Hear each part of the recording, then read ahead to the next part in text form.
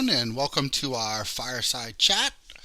I'd like to say thank you for being with us this evening, and also just want to encourage everyone if you have a thought about something you want me to talk about during these chats, please let me know either in the comments or you can send me an email or whatever or call me.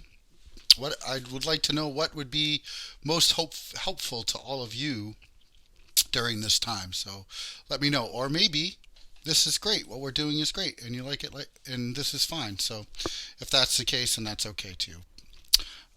So this week's gospel is one of my favorites. It is one of the readings that I will have at my funeral, and it comes to us from the Gospel of St. John.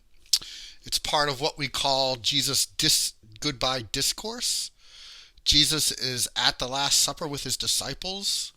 He's just washed their feet. He's told them that they should love other people as he has loved them. And Jesus knows that his hour has come and that he is going to die on the cross. And also at this point in the story, Judas has just left the upper room.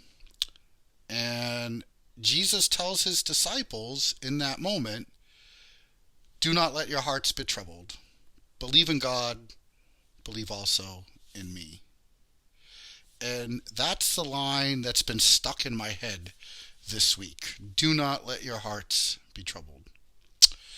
After last week, I had if you listen to my sermon on Sunday, I had kind of a tough week last week, just, internally. And I was determined this week to have a better week and a better attitude. So, and this particular little piece of advice from Jesus has been very helpful. Do not let your hearts be troubled. And the truth of our lives is that the future is always unknown, right? Each day we wake up and each day has its obstacles, each day has its beauty, each day is a gift from God, and each day unfolds for us.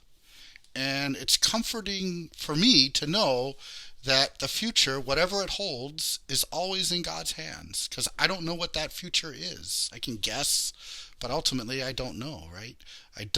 And I know that as we grow older, we become more nostalgic about our past, and we tend to become more pessimistic about the future.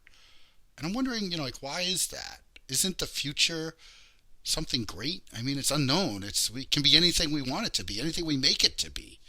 And isn't all futures that are to come and have been, they're always filled with the same thing: the possibility of great triumphs and the possibility of great challenges.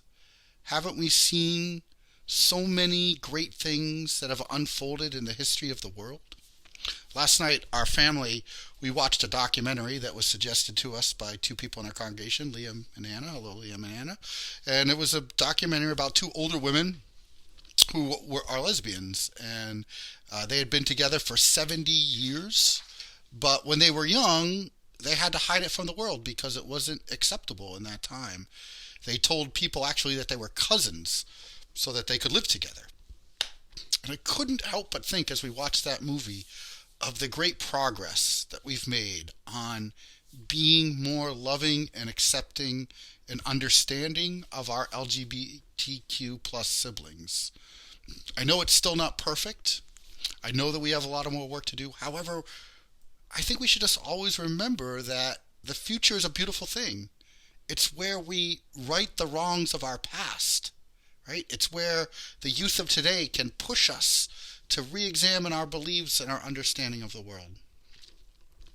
This Sunday, as all of you may know, is Mother's Day. And I was thinking about my mother because she is such a great blessing, because she's always been very positive about the future. I think she sees God's work in it, right? She always amazes me. I never hear her say things like, "Well, in my day it was better because blah, blah, blah."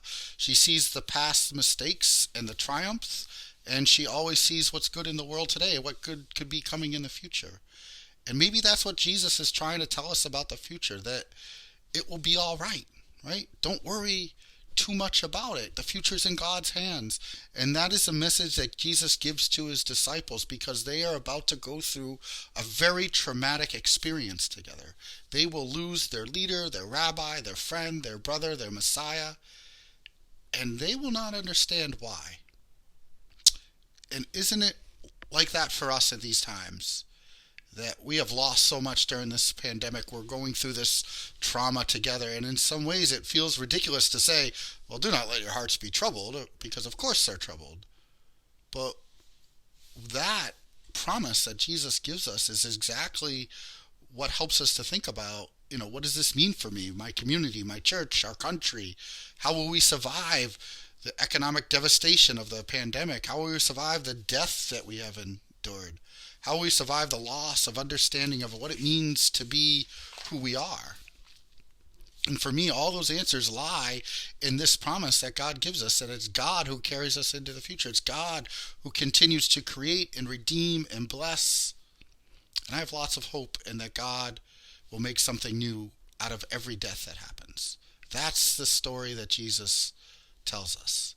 Even though it appears that Jesus' story ends in death, we know that that's not the sum of the experience. Because Jesus has taught us to have life, how to love, how to care for each other.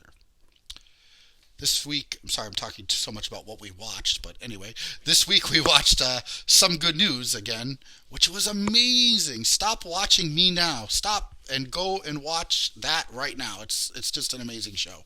The host of the show, John Krasinski, hosted a graduation for the class of 2020. He had Oprah and Malala and Steven Spielberg and Jon Stewart answer questions from kids who were graduating.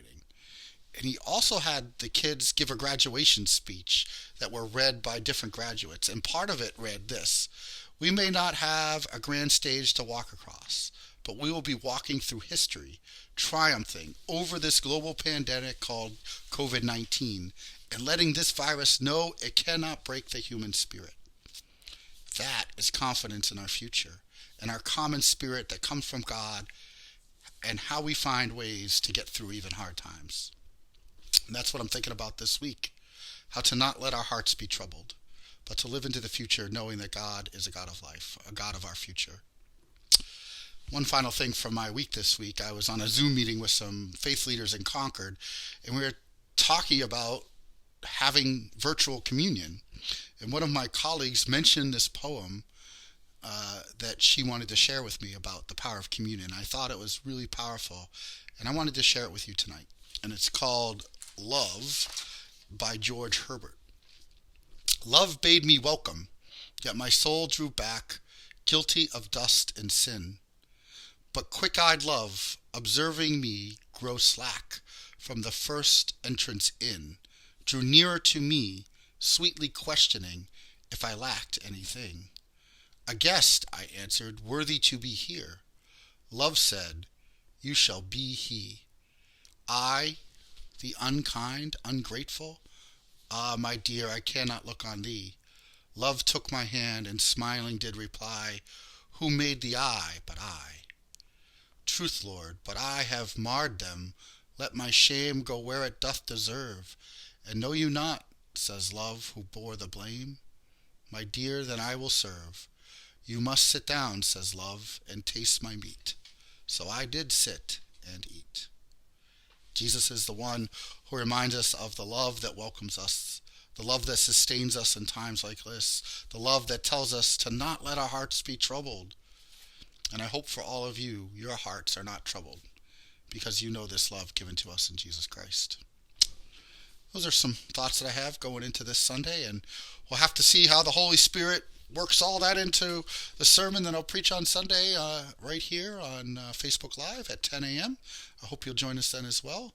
And it was great to spend this little time with you by the fire, and I hope you and your family are doing well during this time, and I'm praying for all of you, and may God bless you.